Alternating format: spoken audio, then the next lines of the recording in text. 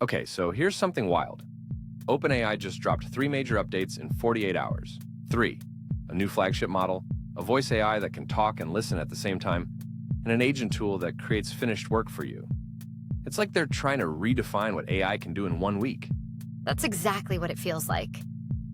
And honestly, the sheer scale of what they've released is kind of mind-blowing. Let's start with GPT 5.6, because that alone is a massive story. They didn't just release one model. They gave us 3, Sol, Luna, and Terra. Each one is designed for a specific purpose, which is a really interesting approach. Right, and Sol is the standout here. It's their most powerful model, and it comes with this new Ultra mode that can delegate complex tasks to smaller submodels. That's not just about raw power, it's about efficiency. OpenAI claims Sol is 54% more token efficient on coding tasks compared to competitors. For anyone running agents that chew through context all day, that's a game changer. And Luna, being the speed-focused model, is clearly aimed at users who need quick responses. Then there's Terra, which is balanced for general use.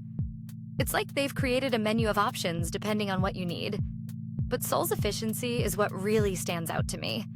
If you're paying by the token, that 54% improvement could translate into significant cost savings. Exactly, and that's just the start.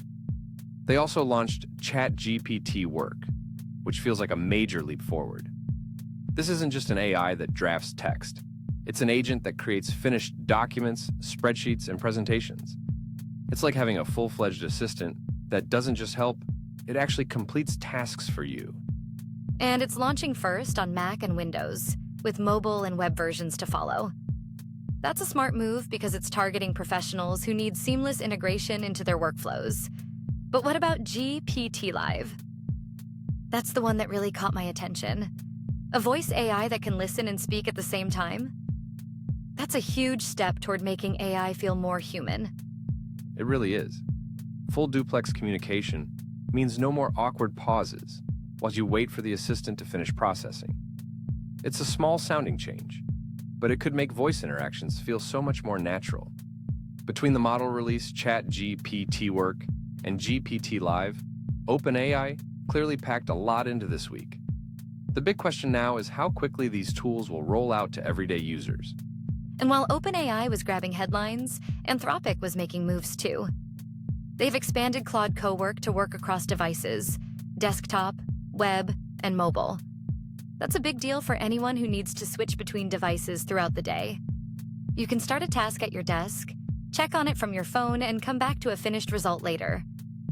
What's really interesting is that the tasks keep running in the background on Anthropic's servers. Your laptop doesn't even have to stay open.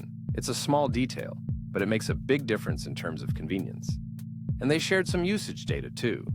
Business process work makes up about 1/3 of all co-work sessions, with content creation next and software development at less than 9%.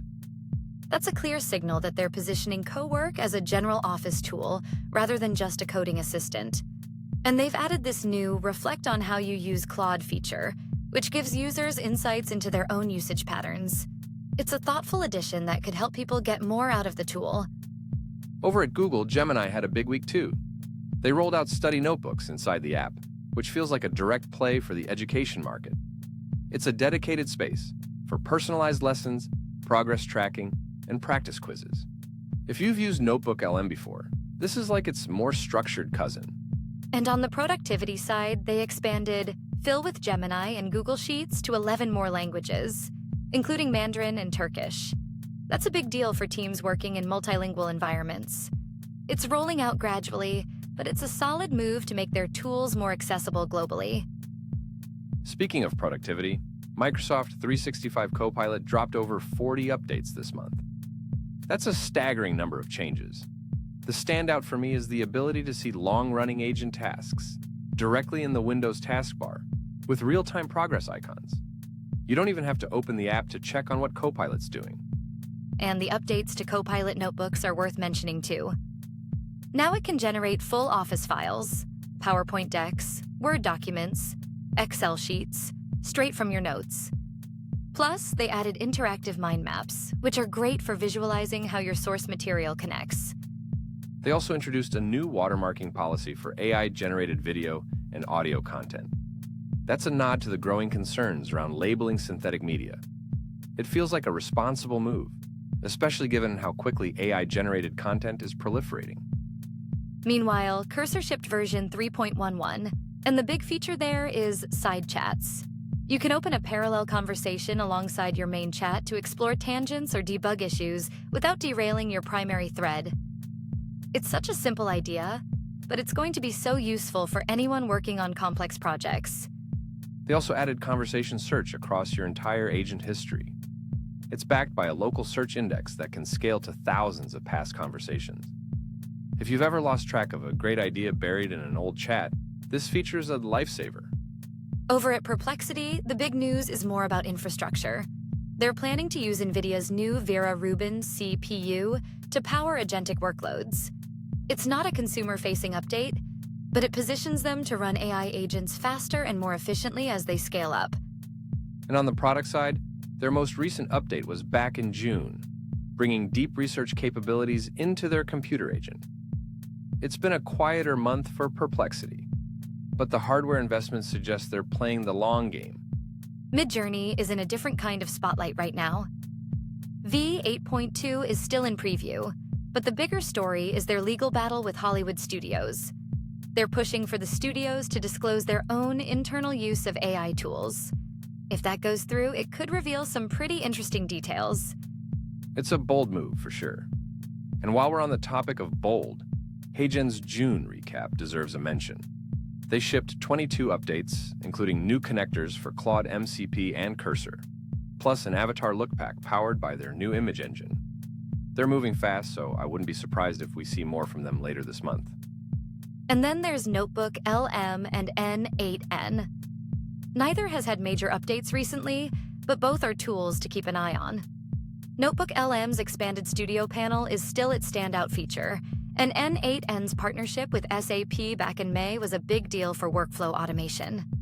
So, to sum it all up, OpenAI had the biggest week with GPT 5.6, ChatGPT Work, and GPT Live.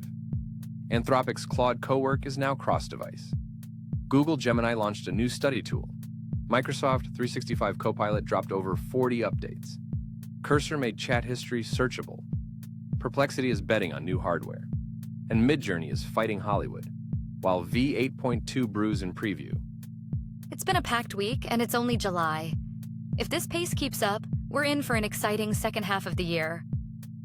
Absolutely. So much innovation, so many directions. It's a lot to keep track of, but it's also what makes this space so fascinating. And on that note, we'll wrap it up here. Until next time, take care and stay curious. See you soon.